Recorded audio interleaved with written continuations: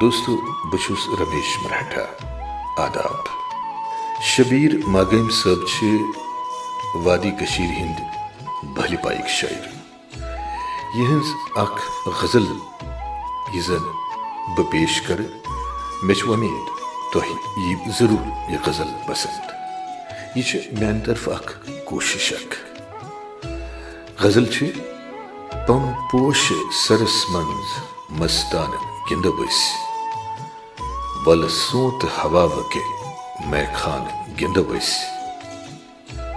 अत नार अलावस अख्ताब करान गठ अत नार अलावस जानान गिंद बस अंदरी में गछान छुम ललवाख श्रया हूँ वल शेख शुकिन हिंदी अस्तान गिंद बस तारक परेशान शिठन्यार खास मंज तारक परेशान शिठन्यार खास मंज वुशनेर हलम हेत आसमान गिंद बस तारक परेशान शिठन्यार खास मंज वुशनेर हलम हेत आसमान गिंद बस हमराज बनवस मागन शबीरस या नजद वनस मंज देवान गिंद बस हमराज बनवस मागन शबीरस या नजद वनस मंज